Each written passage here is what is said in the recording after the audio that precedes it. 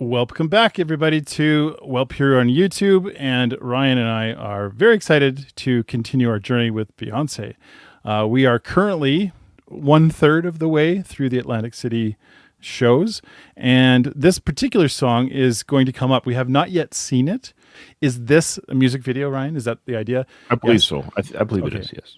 Yeah, and this is back when Beyoncé was doing music videos. It's just a nice way to hear the studio track, appreciate a bit more of Beyonce's flavor and what she's about. And then we go back and we'll watch it live later on. I'm a train wreck in the morning. Yeah, I highly doubt that. I'm a bitch in the afternoon. Every now and then without warning, I can be really mean toward you. I'm a puzzle, yes indeed. Ever complex in every way, and all the pieces aren't even in the pie. And yet, you see the picture clear as day. I don't know why you love me, and that's why I love you. Catch me when I fall, accept me flaws and all, and that's why I love you. And that's why I love you. And that's why I love.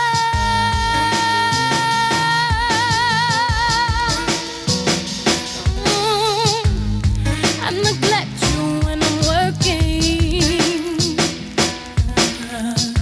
When I need attention, I tend to nag. I'm a host of imperfection, and you see past all that. I'm a peasant by some standards, but in your eyes I'm a queen. You see potential in all my flaws, and that's exactly what I mean. I don't know why you love me, and that's why I love you. You catch me when I fall, accept me flaws and all, and that's why I love you. And that's why I love you. And that's why I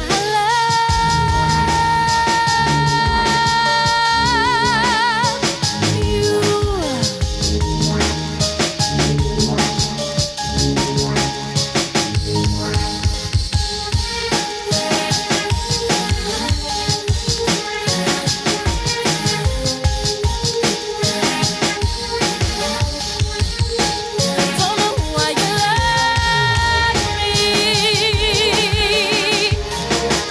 and that's why I love you. Catch me when I fall, set me flaws and all, and that's why I love you. And that's why I love you. And that's why I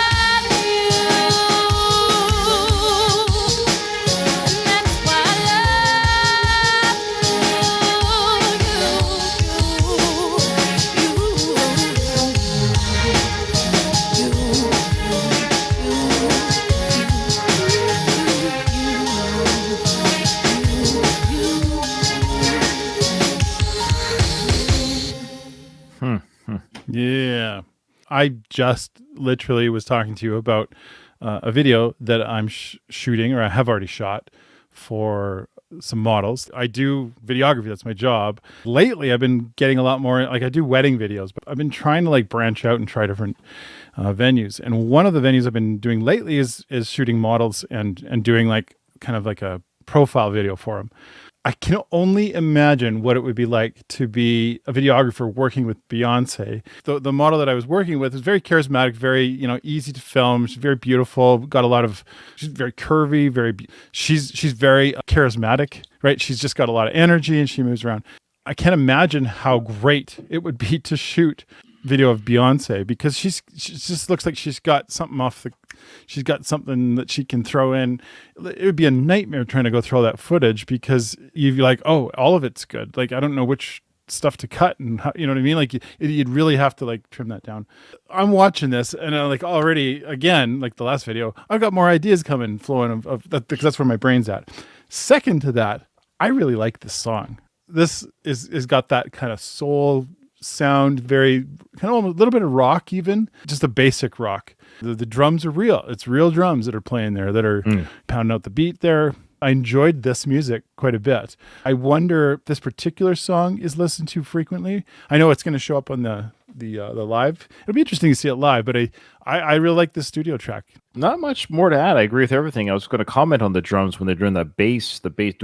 I found it random, but it worked. I couldn't figure out. I'm not a drummer, but what's the count on that? Is it just random? It just kind of came in like do. It's like it's an old school black rockin' beat. I don't know. Yeah, but it came in kind of random at the end there. And as you can see, people are seeing this. I got these new headphones, and it's really elevated the sound. More.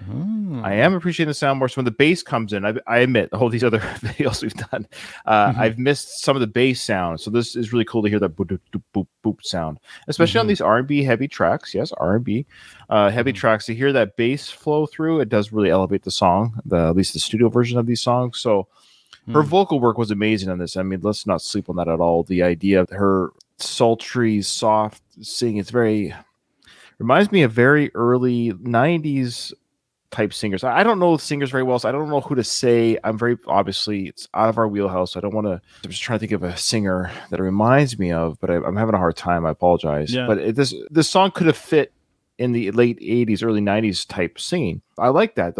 I like the way it was. I don't know. I like the way she sang this. It was very just soft, but clear and strong. And what I like about Beyonce too, of course, is I like how she talks about herself this way. There's another artist, I won't say who, that we react to. I'm not going to say who. No, I'm not. Nathan, don't say keep bringing it up because it could be a different artist each time. So you can't say that. This other artist that we react to, which we love, I think this person, male or female, I think they're great. What I'm getting at is it's not very often you hear them sing about themselves this way. And what I mean by that is Beyonce saying, you love me, flaws and all. And I like that about Beyonce. She's saying, you love me, flaws and all. I have flaws. This relationship's not just like you, the partner, or like me, the artist, singing about you, the partner. Sometimes I feel like the other person always sings about the other person's problems and why this relationship failed. Whereas Beyonce's a little bit more, hey, introspective. Like, I have flaws. I have problems. You stuck around with me despite my flaws. And I think that's really cool of her to do that, to express this, I guess, to whether it's, again, we've said this before, not every art, people always get mixed up when the artist sings a song about love or something. They think it's always about them. They're also expressing what they think people would feel or have felt. Like they could be in a very strong relationship. Like you're an author, but you're happily married for 40 years, but you can write about divorce, even though you're not divorced. So singing artists are the same way. They can sing about songs that they don't necessarily have to live. However, they can see themselves in these situations. So Beyonce, I know will, at the very least, I know she recognizes her flaws. And I think she's not seen anything about her that would, it's just kind of refreshing a little bit to see a very popular artist, somebody who's a same tier level, to say, you know what, I've got flaws. Maybe the relationship lies with me. Maybe some of this is on me. I'm looking forward to the live versions. Apparently, there's some pretty amazing live versions, including the one that we're going to see. But on the Renaissance Tour version, that's what Kevin here says. Is wait, yes, we'll get there, guys. Just relax. If there's an actual Renaissance Tour film, we're going to react to it. We're going to react to it the same way that it's okay to be excited about it. I'm just saying. I'm looking forward to I know, but people, this is like the third time they brought up Renaissance. We're going to get to the Renaissance Tour. The next person that brings up Renaissance Tour, I'm shutting this thing down. All right. Hey, I hear the Renaissance tour is really good. All right.